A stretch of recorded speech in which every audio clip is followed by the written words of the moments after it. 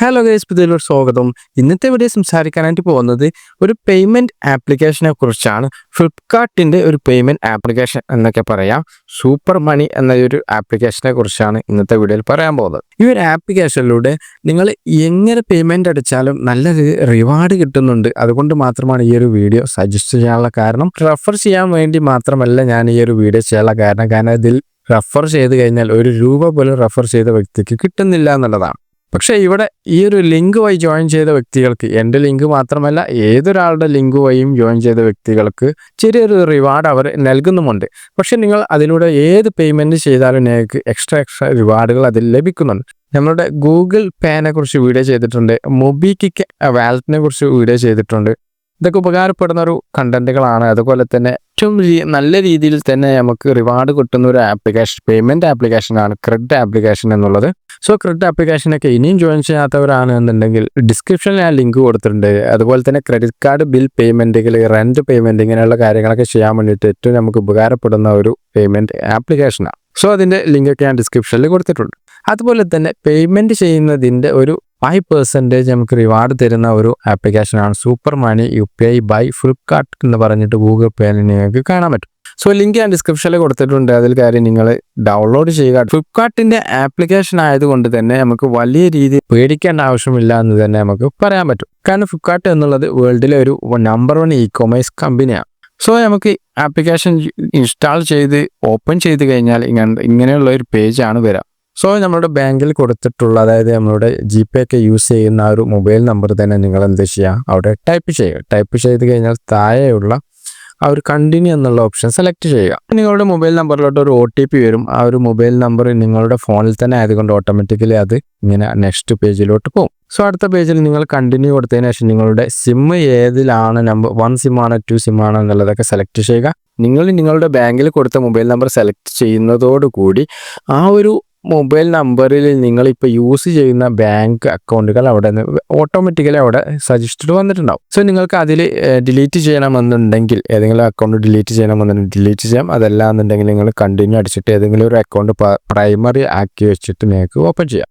Yes കൊടുത്തതിന് ശേഷം next പേജിൽ കണ്ടോ വരുന്നത്, അതായത് എന്നെ ആരാണോ റെഫർ ചെയ്തത് ആ ഒരു വ്യക്തിയുടെ പേരൊക്കെ വന്നിട്ട് ക്യാഷ് ഗിഫ്റ്റ് ക്യാഷ് എന്ന് പറഞ്ഞിട്ട് വന്നിട്ടുണ്ടാകും. സോ നമുക്ക് ഒരു 11 രൂപയാണ് ക്യാഷ് റിവാർഡായിട്ട് പക്ഷേ തന്നെ ലഭിക്കുന്നത്. അതായത് റെഫർ ചെയ്യുന്ന വ്യക്തിക്കൊന്നും കിട്ടുന്നില്ല, പക്ഷേ ജോയിൻ ചെയ്യുന്ന വ്യക്തിക്ക് 11 രൂപ അവർ എന്ത് ചെയ്യുന്നുണ്ട്, ഒരു റിവാർഡായിട്ട് കിട്ടുന്നുണ്ട്. അത് നിങ്ങൾ ജസ്റ്റ് ഒന്ന് റെഡീം ചെയ്താൽ തന്നെ നിങ്ങളുടെ കറക്റ്റ് ബാങ്ക് അക്കൗണ്ടിലോട്ട് ക്രെഡിറ്റ് ആവുന്നുണ്ട്.